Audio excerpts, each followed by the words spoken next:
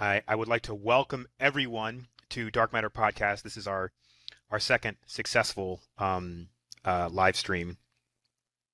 I would like to introduce you to the indefatigable co-host of mine, Margari Hill. She is the co-founder and executive director of Muslim Anti-Racism Collaborative. They are a wonderful nonprofit organization. They do anti-racism collaborative training. Please go and interact with their social media, their Twitter, their Facebook, everything. They're a wonderful organization. Please support them. And also, if you can dig into those pockets and donate some money, please do that. Also, support us. Support Fresh Pulp. Fresh Pulp Magazine. I'm the editor-in-chief, J. Austin Yoshino. We are a magazine that is dedicated to uplifting marginalized voices. And Fresh Pulp and Muslim Arc are both sponsors of this podcast. This podcast, which, by the way, is not intended to tell you what to like, not intended to tell you what to enjoy, simply intended to help you critically analyze the media that you consume, particularly in science fiction, film, television, and books. So welcome everyone. And so should we jump into should we jump into the science roundup, or do we want to talk about Witcher for a second? Science roundup. Let's Okay. get grounded. So I got like two articles that I wanted to talk about, and the first one is there's another company that has begun producing meat. They're basically cloning meat, but they're producing meat not from animals. They're producing meat from the cells of animals, and I wanted to lay that out there because it is one of those things that has long-term environmental impact. So I wanted to get your thoughts on it quickly. Yeah, I mean it's a little bit mixed, right? It's uh I mean, is that kosher? So I definitely want to talk with some of my some of the folks of faith who believe like how meat should be slaughtered and is it halal? Um what is the type of energy costs, right, of producing things in a lab? And so I think there's a lot of secondary costs to meat creation. Like, so it just seems Right. seems like a lot going on. And and like that focus for meat production seems to me a little bit misguided, Sure. given the possible like energy costs of that. When there's a lot of other factors that are influencing the environmental costs of food production. Right. So I get like of trying to reduce animal cruelty, and but it's just I have a lot of questions around the lab costs and energy costs. So it's um yeah, and even just like how do you get that I mean just like the body is just very complex, right? And which it can involve like movement and the muscle memory. So I'm like, what type of things are they doing to get that good texture, Right. like of a not just filet mignon, but like if you're thinking like a prime rib, like what part of the meat are we talking about? Yes. The actual flavor, like, and as a omnivore, like I'm an opportunistic eater. I have some animals that I won't eat. Right. But it just seems like they're gonna have to do a lot to try to make that meat taste like, like when you can cook something on the bone, which actually has a certain flavor or the amount of fat that's produced, and so it's like, how do you take those stem cells and stimulate those cuts of meat Right. that actually taste, like that give it that good flavor, because it's the mixture of the fat and the protein. It's just a lot more complex. Yes. So, I mean, and if we're doing that, like, I mean, are we going to start? I mean, I guess we should start cloning body parts and fixing things, like, I don't know, like it's just, I and do have making other sure that's accessible to poor people. That's just I like do have other thoughts people on who that. don't have the means. Yeah, I mean, Hmm. I do have other thoughts on that. I mean, I agree with you, and I'm going to make my comments on this one pretty brief. But I do I don't view it. I'm always skeptical when corporations, particularly large corporations, invest in and have developments like this, because they, even though they sell it as, we can eliminate the need for mass meat production, and therefore we can reduce climate change, because meat consumption is responsible for a huge amount of global warming, of climate change, of carbon emissions, I should say. But very frequently, I mean, if you look at like a lot of other technologies that have been implemented to abate climate change, corporations have only ever used that to increase the amount that they can actually pollute. And I think when you look at meat consumption, if you can consume it more ethically, there's a long-term implication for that, but also the other long-term benefits are also kind of a ways off. Like it'll take a really long time before you get to a point um, where you are actually mitigating that. And also, developing nations don't have access to that technology, and because of that, they have to continue to be polluters. I mean, we aren't just driving our own carbon emissions; we're driving the carbon emissions of the developing world. So I think that even though it's an interesting development, I'm not particularly optimistic about it yet. So having said that, I would like to move on to the second story. There's two stories, but they're really just one story, which is there's this interesting story about how ticks may find human beings because of the static electricity that we emit. And I find that interesting, but I wanted to mention that in terms of climate change once again, because there is a woman in Japan who recently died from the Oz virus, which is a tick-borne illness. And I think one of the things that we tend to ignore when it comes to climate change isn't just the fact that we're going to be in perpetual spring or summer. People love that idea, but it's a deeply, deeply jarring idea. There's also like the Lone Star tick, which is spreading across the South in the United States, which carries this infection that if you get it, makes you allergic to meat, makes you allergic to protein consumption. And so what's happening is that as the average temperatures rise, is the proliferation of ticks is increasing. So you're not going to just see sea levels rise and that sort of thing. You're going to see tick-borne illnesses increase like a thousandfold over the next 50 years. And I think that we need to be more aware of that. Thoughts? Okay, now you really have added another thing that makes me not want to go outdoors. But I mean, yeah, like this one, it makes you allergic to red meat, which, Yeah, yeah, you I mean, love you thanks love red meat. Western ticks. But I mean, yeah, there's the effects of climate change.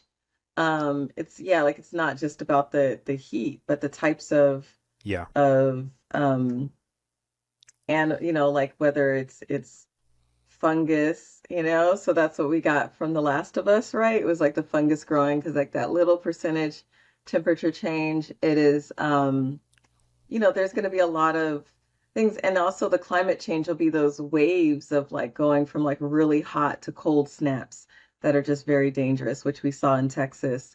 So, and just extreme weather. So yeah, like it's impact, and climate change is definitely going to impact those who are poor. Most of the cities that we have globally, they have slums, and these are people that don't have like the basic necessities and like hygiene. So we're just going to see a lot of poor people really getting affected. Ignore that cat in the back. No worries. She's I have a lot going on back here too, and I need to like get this media thing under control. So one of the other things that I found interesting, really quickly, I just wanted to append a brief thought to that, is ticks are a magnificent method through which zoonotic viruses can be transmitted to people, and people are ignoring that. Like you thought it was hard to get COVID or H1 n N1 or whatever from pigs. Yeah, there's a level of mutation that has to occur for it to be transmitted from animal to human, but the truth is that like ticks have been giving out Rocky Mountain spotted fever for like forever, and so I feel like you're also going to see an increase in that. You're going to see an increase in the transmission of zoonotic viruses through that become tick-borne. Like tick bites animal, tick bites human. I think it's going to accelerate because it's going to take less than just proximity. Now you're actually being bitten by the same animals, and even mosquito proliferation will cause the same thing. Anyway, So those are my brief thoughts on it. Thank you for your thoughts on it. That's our science roundup.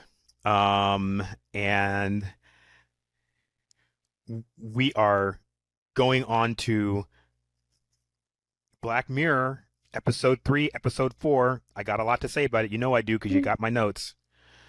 Um, but I want to give you an opportunity to. I want you to. I guess I want to do the beats. All right. So we're going to talk about Beyond the Sea, right? The first episode of that we're going to review, episode 3, which is about two astronauts who are on a long range deep space mission, and they have android bodies at home that they can network into distant, from however far they are from Earth, and they can basically, for the most part, live their lives as themselves until the ship needs some kind of maintenance or needs to be repaired or something.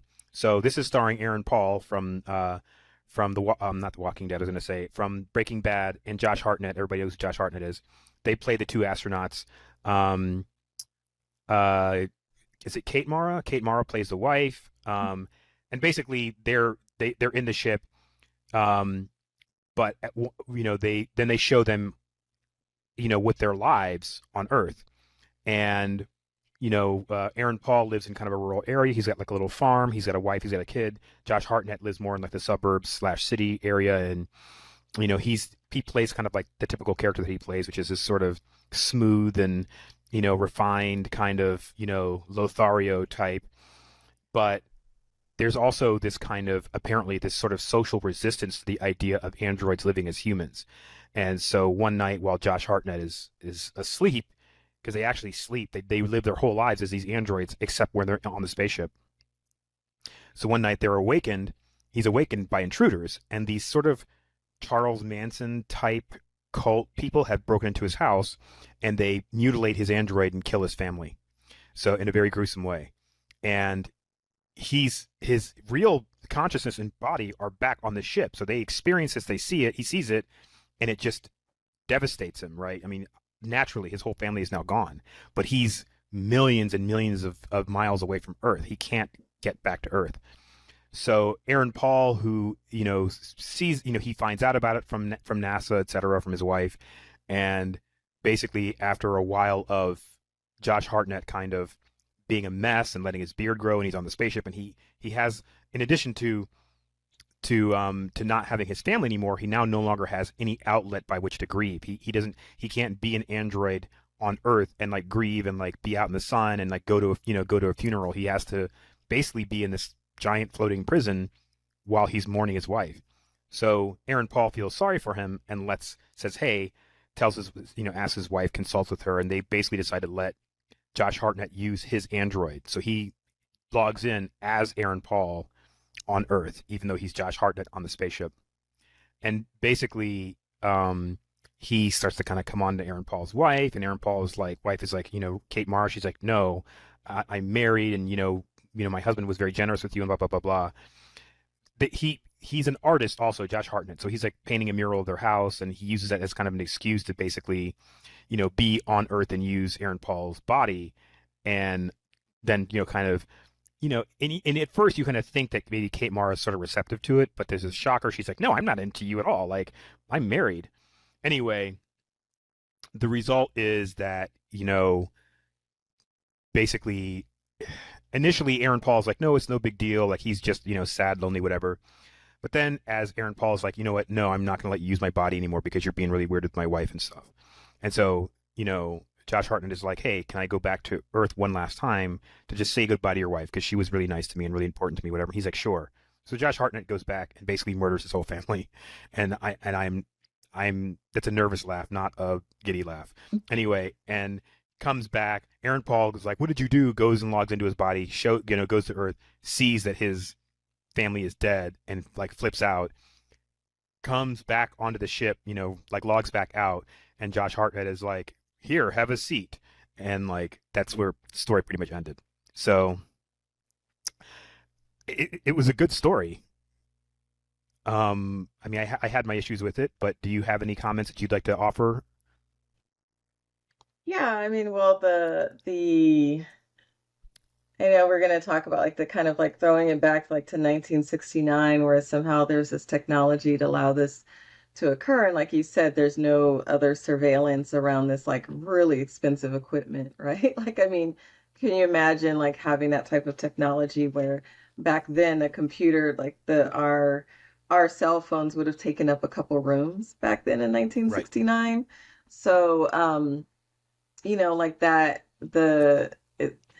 it was kind of difficult to imagine this being actually a 1969 as opposed to like I thought it would have been a lot more believable in the timeline just to be like that just people wanted to go back to that like when they're like make America great again. It's like before the civil rights movement. Like that's like what they did, which would have been a much more realistic alternative like before the kind of cultural revolution in America, but you still had maybe some elements that were trying to bring that back. But yeah, I mean, it's very difficult for me to imagine somebody going through that level of trauma, but then still being like inflicting that same level of trauma. I would have maybe been like, okay, maybe something a little bit more difficult, or if they just had like a little bit better writing. I think like just given like that there probably would have been some regulations about who you let download into your thing, so they both would have been in trouble for that. But also the character, the and you have to remind me like the main character, the one from Breaking Bad, like he wasn't very affectionate with his wife. Like, well, the Right. machine one, like his wife was like, like he wasn't very friendly with his wife, and it seems like I mean, I think there could be a lot that was read into it. It could be that he's just very awkward in his robot body, but the other one was like, hey, I'm doing the thing, like I am, like you saw like he had an affectionate relationship with his wife, and then he went through this trauma, goes through the depression, and then opens up, has this experience, but he's also still abusive. So Right. it just seemed very like I mean they were both kind of unlikable men, In and different it's ways, just yeah. yeah, and it's very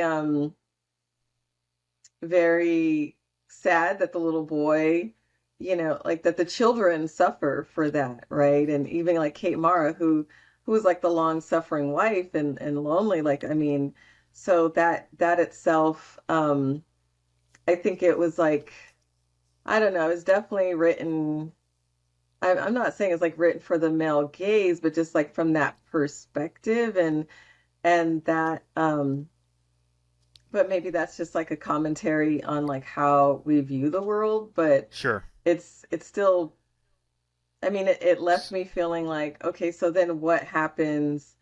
Like one could say like I didn't do it. Like you actually did it, Like so maybe So, there is that you sit down. so one of the things I want to ask you, I want you to comment on because one of the things I mentioned is I was thinking about was this idea of retrofuturism, which is a very popular it's a very popular way of representing science fiction right now. And there are elements of it that I feel are lazy, like the absence of cell phones. Like it's like, hey, if we just use retrofuturism and go back to any time period we want, we can selectively choose technologies, but we can say, hey, quantum tunneling exists where you can have an android body, but cell phones don't. Do you know what I mean? Um, but my question to you is, and you touched upon this, but what I want from you is I want a soundbite. I want a soundbite. I think that retrofuturism can be and sometimes is used to erase the social progress that black and brown people and LGBTQ people have made in narratives. It's maybe not intentionally, but certainly it is used to that effect, or that's the result. Can you can you can you expand upon that a little bit? Yeah, when retrofuturism, especially when it's done by white writers, white producers, they're imagining a very white past, a social order. So it is very make America great again with this cool technology. It is very dangerous in asserting that this is a natural order, given that if you had that technology, would you still have all these oppressive systems? It is a way to be exclusive still by bringing us back to still times where Jim Crow is still in full effect. where there is no integration, where there's still redlining. So it just keeps imagining the same social order, but it's more intense. I agree with that, and I'm so glad you said that. Because on top of that, and again, one of the goals of Fresh Pulp magazine is getting people of color and other marginalized communities to imagine a future, but not just any future, a plausible future. Do you know what I mean? In other words, it's not so fantastical that it's something that would just never happen, right?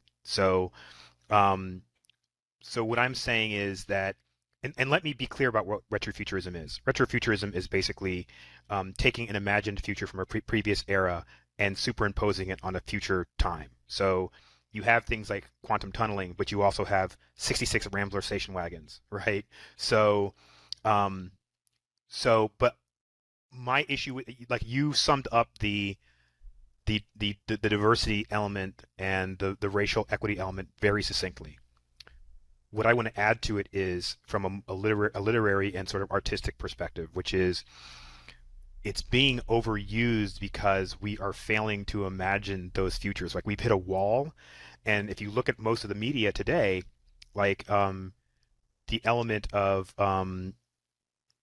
like the show we talked about, The Dark and Silo, right? Those shows have been done. Like, that's and is a concept that was appearing in like the Twilight Zone back in the 80s and 90s. So in this instance, I'm saying we are still mining the past to imagine a future. And what we have to start doing is we have to start imagining a future all on our own without any help from golden era writers, right? So that's kind of my take on it. I also wanted to mention that this idea that, especially given the social resistance, because if the thing that struck me, number one, is the fact that there appears to be not only a fascination but also kind of a bigotry towards androids, right? Which further erases the bigotry that probably people of color experienced at that time, because you didn't see any black people in that show. There were no black people in that show at all, right? In that particular episode, and so they're taking the bigotry towards androids and they're using it as a surrogate for bigotry towards black and brown people, right? They're sort of transposing the two. And what that does is I think it dilutes a larger narrative. Like, they could have made one of the people black, right? And that way the point would could have been made. But finally, on that point, why was there no security around the actual families, given the bigotry that they experience, the androids experience? It's like Charlie Manson and his weird hippies can just break into your house and kill your family, even though you're probably a military officer and obviously you're on a very important mission. Yeah, the technology that they had was so expensive. I cannot imagine that there wouldn't be a detail around that. The other thing that I find that is kind of lazy about it and is that if you have that type of technology, what else would be transformed? And that's what's missing in that. Like, I mean, you could still have some of the same aesthetics, right? But it's like that there should be still elements like stream through that, like threaded through the scenery or ways that people could communicate and understand. And it's just like, well, let's just throw this one thing in here and this one shift and everything else would still be the same. That to me is it just shows like kind of like the lack of imagination and Yes, it's some shortcuts. And agreed. I mean, and that's fine for what they're trying to do, but it's like, I mean, for if somebody's trying to build a whole novel or a whole series where they just find that one thing that changes, I think that is kind of lazy. And given that this is supposed to be like a whole timeline universe that they have, like people have been on YouTube like to say like this is the time, like this is its own universe. I just find that's when it just really fell apart for me, like because I was just like, I don't quite believe that they could have just such sophisticated technology then in 1969 to be out there in space and then all this stuff happening, which Yes. could bring us into the next episode where I was just like, what? So I mean it was good, but then there's another part where I was just like, wait, where is I feel like this season is about horror And so it's like trying to throw these horror elements. So like the idea of like, and maybe that's what they're trying to kind of combine a little bit of like those horror movies where somebody breaks into your house. But and it was kind of long in doing that, or just like like they, I don't know. I mean, and those movies are also overdone, where people kind of kidnap your family or Right. take over, and like Yes. invade your body. So it's like it was unique in the elements and the acting, and like I appreciated that they did have a really good cast of people that could actually take you into that story, even though there were Yes. those elements that weren't completely believable. Like the ship wasn't believable. Like they could just lay down there in the foam thing and fall Yes. asleep. And I just, Is that a good segue to episode 2, or do we have more to Mhm. say about this episode? um, I I do mean, want I to feel like go ahead. yeah, I do have go one ahead. comment, which is, and you touched upon Hmm. this, which is, I know that they write this way in order to build tension, but I feel like it's kind of tired, which is like this sort of intractable average dude. It's like this guy who is like Aaron Paul. He lives in a nice farm. He's got a beautiful wife. He's got a kid, but he doesn't engage with his wife. He knows what he knows. He does what he does. And it's like, can we just have some trope where the guy actually does have a growth arc where he goes, hey, you know what?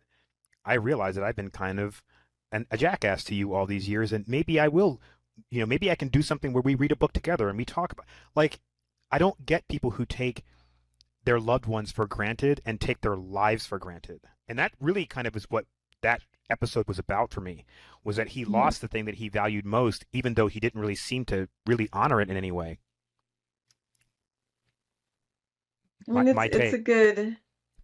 I mean, and I hope that more people kind of take that.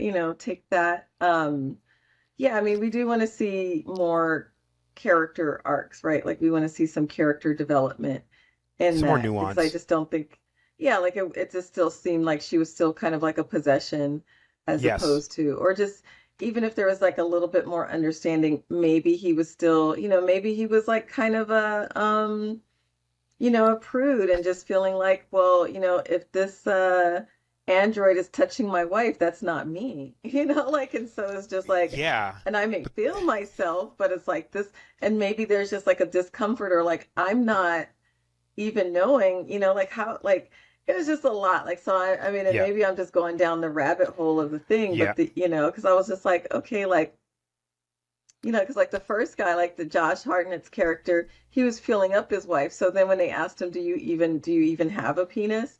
Um, and so it's like, And then he did has they sex with her. really have the parts? Right. Yeah. Anatomically correct. Yeah. The last thing I kind of want to say on that too is, and the Kind reason of why I feel like weird, that yeah. that that that emotional arc is a little unrealistic is he lives on a spaceship. His body is literally on a spaceship. That spaceship could crash. It could be punctured by micrometeoroids. Anything can happen.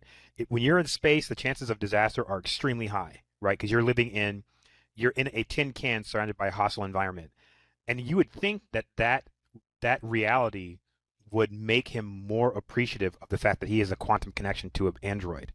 That he would be like, you know what, I could die at any minute. Any minute, my body could die in space.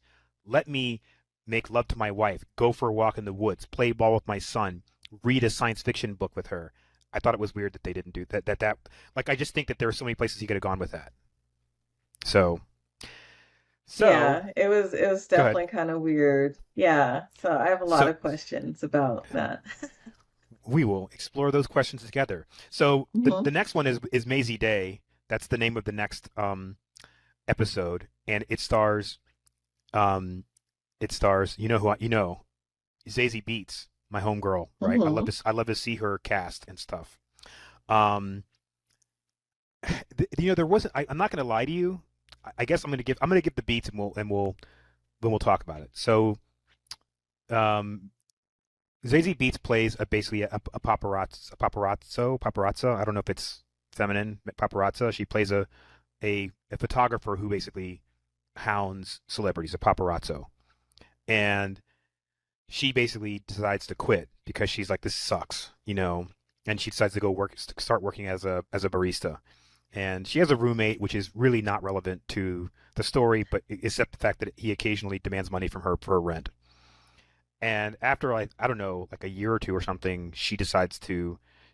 Actually is just fine being a barista, but one of her friends who is still a paparazzo contacts her because there is this this one celebrity who pop singer or whatever who has disappeared, actress has disappeared, and she's been in kind of seclusion. And that particular celebrity was in seclusion, I think in Europe somewhere, got really high one day, decided to drive, and ran over a dude. And then she just vanished from the radar. And so everybody's like wondering where she is. So her friend has kind of a lead on her. She runs over a guy and at night gets out of the car to go check on the guy and gets attacked. I'm sorry, that part was really important. She gets attacked by a creature. So, but she disappears. Zazie Beats, flashback to her. Her friend shows up and is like, "Hey, I have a lead on this, and somebody will pay $20,000 for a picture of her. Can you help me?" And apparently, Zazie Beats is like really good at tracking people down. And so she gets a lead. She follows it. She finds out that the girl's at this particular place.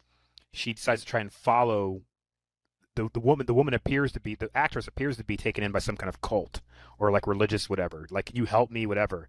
And they like chain her to a bed in this like dungeon or this room.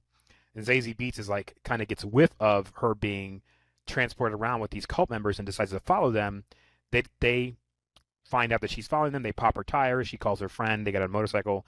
They go up to the house, this house on this giant like preserve, property, and they break into the property. They dig a hole under the fence. They go in. They break into the room where she's being held. I know I'm stepping over a bunch of stuff, but the story was really kind of paper thin for me.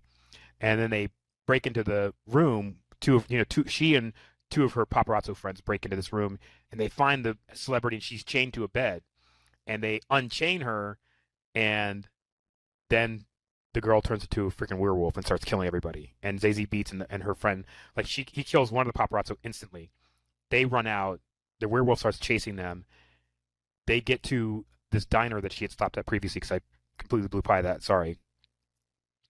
While they're in the diner, I forget what happens, but there's a gun involved. Was there like a robbery or something? And then No, there was a cop but a he just cop. wasn't Sorry. fast enough. Yeah. Right. Sorry, I knew there was a gun involved, and I was like, "This is how forgettable the episode." Aside, like literally, I watched the episode and I was like Zazie Beats, and then like I woke up and it was like over. Anyway, and so yeah, so there's a cop and she runs into the diner and she's like, "Oh my God, you got to help us!" Blah blah blah blah, and he's like, "What are you talking about?" And then all of a sudden the werewolf comes into the diner, kills everybody. The cop is like, "What the hell?" Cop dies, and then Zazie Beats grabs the gun because the cop is like has the gun out, but he drops it, and she shoots the werewolf, which was crazy. And then the werewolf turns back to celebrity, and then Zazie Beats takes a picture of her, right? It should be noted that when they found her in the in the room where they were keeping her prisoner or keeping her chained up, like the two other guys were just snapping photos, click, click, click, click, click, click, click, click, over and over again. And I was like, what is wrong with these people? Then I realized that was kind of the point. So as this celebrity's dying on the ground after Zazie Beats shoots her, Zazie Beats takes her camera out and starts taking pictures of her. And I was like, if you want to add something to those beats, feel free to. I know I stepped all over it, but I didn't really like the story that much. Yeah, well, one of the things that was kind of good as far as like how they framed it, we didn't know what was wrong with the actress at first. Like you just thought like, oh, she just did this monstrous thing, like it was a hit and run, and she got out, checked, and then took off. Which we all know of hit and run stories, and they're pretty horrific. So it's like this actress seemed to be going through some psychological break. And so through much of the the show, like for much of that hour, we kind of didn't know what was wrong with her. We just thought like, oh, Right. she's getting some self-help work by some guru. They clear out Yes. this upscale rehab clinic because she's like on drugs and stuff. And that's what they want to get, but really it's she's a werewolf. So that was Right. like that was the that was the Black Mirror twist. And there's no science to it, right? There's no science to the kind of what is a werewolf, like why would she be this way or adding a certain spin on that.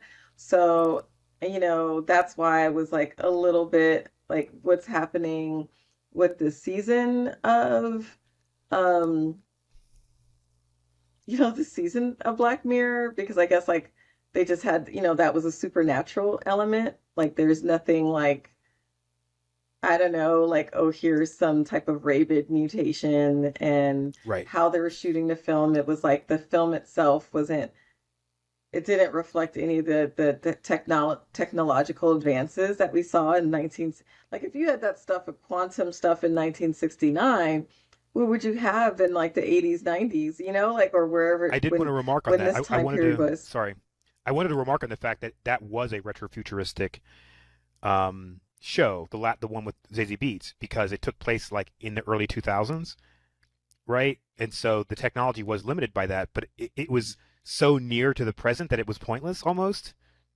You know what I mean? Hmm. Like I was like, why did they do that? Like, okay, so she's driving a 2002 Cherokee. Like that's it. You know what I mean? Anyway, sorry, go on. Yeah, like there, but still, like if they were still in that world where technology would change things, it was just like, no, this is just a world where there's a werewolf, like you can get it. So I felt it was a little bit out of that kind of logic, but the writers were trying to make some commentary, which kind of actually kind of reminds me, like speaking of paparazzi, right? Like you have Britney Spears, whose life has been hounded by paparazzi, and then but recently, like she just went up to a basketball player, like, and his security guard like smacked her in the face, and I'm just like, whoa. So that's just very relevant. So Black Twitter, Olive Twitter, like gay Twitter, Black Twitter is united to be very upset about this offense against Britney Spears, who Oh is, yeah, she's been through enough. like paparazzi did a lot of harm to her, That's just like the yes, media machine. Yeah. yes. So it just, it In did fact, kind of reflect that. the Mhm. guardianship that her father had over her for years was entirely enabled by the paparazzi culture. Like he would not have been Mhm. able to have taken conservatorship over her estate if the paparazzi hadn't painted her as this sort of unhinged, and it's like every chance that she took to try and I don't want to say exonerate herself, but to make herself look sane, they just inverted it and made her look even more crazy. And it's like, dude, just leave the girl alone. So yeah, I I did want to say, by the way, as a horror fan, excuse me, because everybody mixes this up on television. Silver bullets, okay? If you don't have silver bullets, that gun is not going to be worth a damn to you. I don't care how many shots you fire. That werewolf is going to laugh at you. Second thing, silver bullets is werewolves, not vampires, based on the currently accepted canon mythos. Silver bullets do not affect vampires at all. Silver does not affect vampires at all, unless it's a cross. Silver bullets affect werewolves, but guns do not. So I was a little like, I know they needed the gun to end the story, whatever, but it sort of speaks to how little thought I feel like was put into that particular episode. It was not my favorite, as you can tell.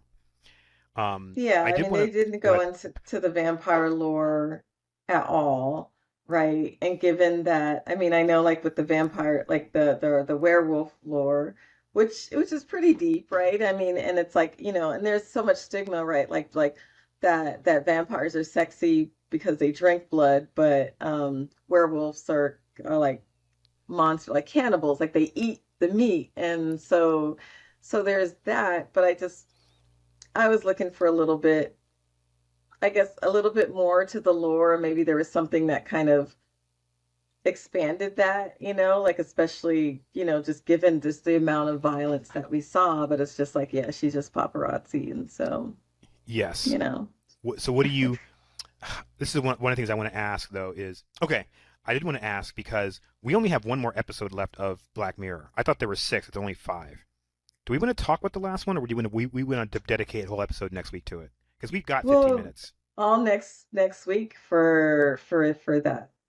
I You think want to give a whole it's week to it? actually, You want to give a whole I episode mean, to? we can, but there's more that's coming out, so Sure. we can Okay. actually kind of Just want to make sure. do, Just want to make yeah, sure. like what we look forward to. But I think that you know, yeah, like I don't necessarily want to squeeze in what we Okay. saw in the I sixth episode, and then we could kind of do a round out about Black Mirror as a whole, like some of the technology that we see there, which I think is kind of worthwhile, and we see a little bit of that. So it's, and I feel like that episode gives us a good rounding out, and then we I will can. say, just to round out Maisie Day, even though I said that the roommate character was superfluous,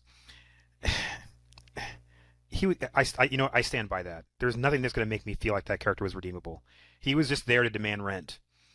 Um, and I feel like the social commentary outside the paparazzi culture was very lean. You have a black woman who is playing the lead in your episode. That is a prime opportunity to explore a lot of the intersections, and they did not take it.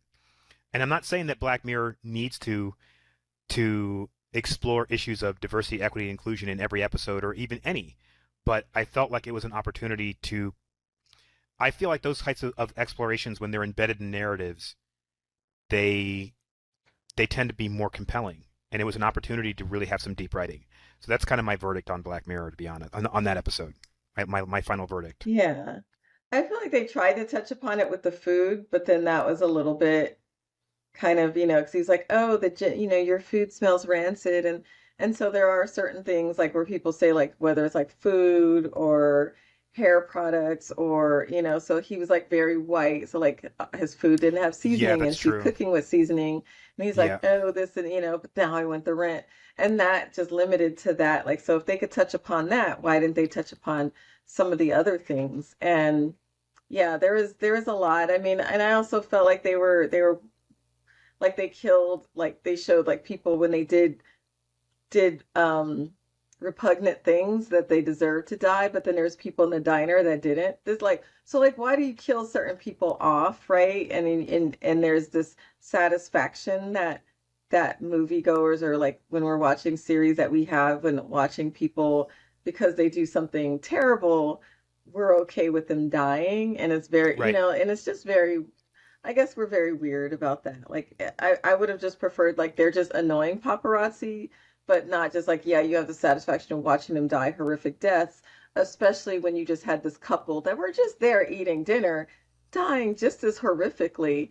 It just Right. kind of took away from that. I agree with that. I had something I was going to say and I forgot what it was. I'm sorry. Um, so one of the things that because we're coming up on time here. I think we're trying to keep it around 50 something minutes. And I apologize to folks if they feel like this was a little bit rushed, but we're trying to find our rhythm when it comes to time versus content. Um, but I also wanted to, because a lot of people are going to be watching this on YouTube and Facebook, so I want to take the opportunity to ask people to like, share, and subscribe because we are trying to monetize this. Also, feel free to donate. There's a tip button on the Twitter account. Donate to Muslim Arc. Engage, ask questions, show up. Those things all help us. I wanted to throw that out there before I forgot. I'm gonna like put a little placard on here at some point with the graphics and say, please subscribe. Hit the subscribe button. Um, I don't really have anything else to say about it. I mean, we really hit the retrofuturism thing. I could deep dive retrofuturism forever. I do want to say real quick, real quick, real quick. I'm sorry. There's one person that does retrofuturism really well, and that is a guy named Panos. I think his name is Panos Cosmatos. He's a Canadian Italian director. Um, is it Cosmatos? And his father, I believe George Cosmatos, was a famous director. He directed like Rambo, like back in the 80s. This guy is like he's made one movie called Beyond the Black Rainbow, and he did one series of Cabinet of Curiosities, Guillermo del Toro's anthology show.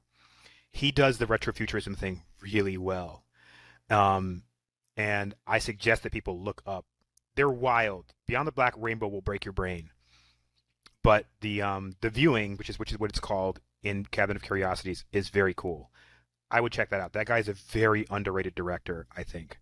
Um, Having said that, I'm a big fan of retrofuturism aesthetic, but I think it needs to be more than aesthetic.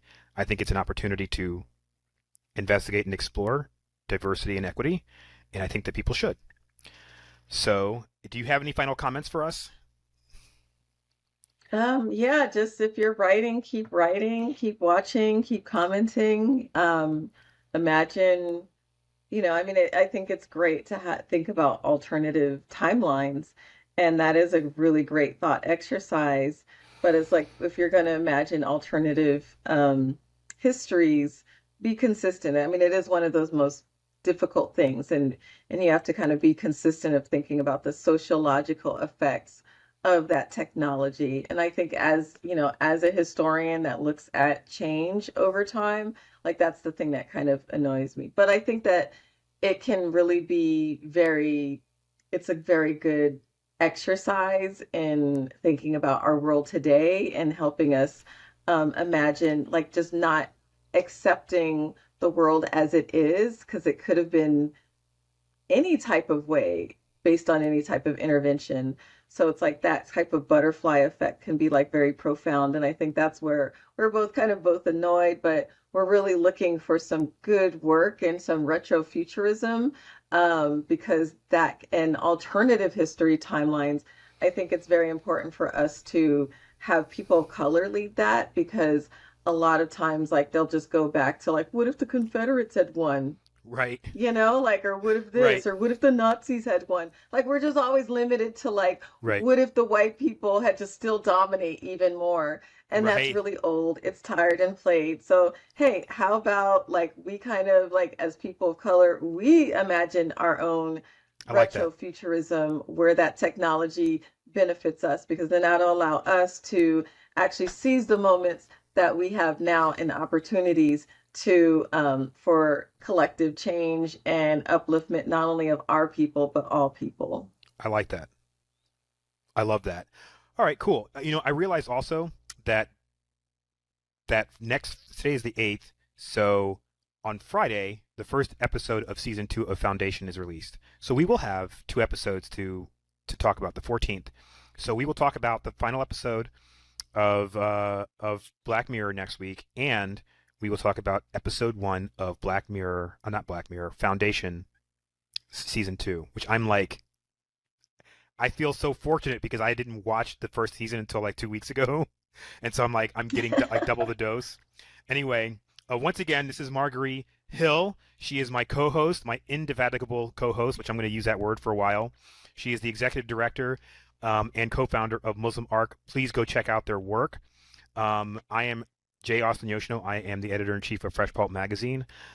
Please go check out our social media. We are also on Threads now, which we will. That's a whole other conversation for another day. Um, and Go check out our stuff and interact and engage with. Like, share, subscribe, donate. We love it. Anyway, thank you very much, Marguerite. I can't wait until next week. This was great. Me too. It's going to be so exciting. Talk to you later. Everyone else, see you later. Goodbye.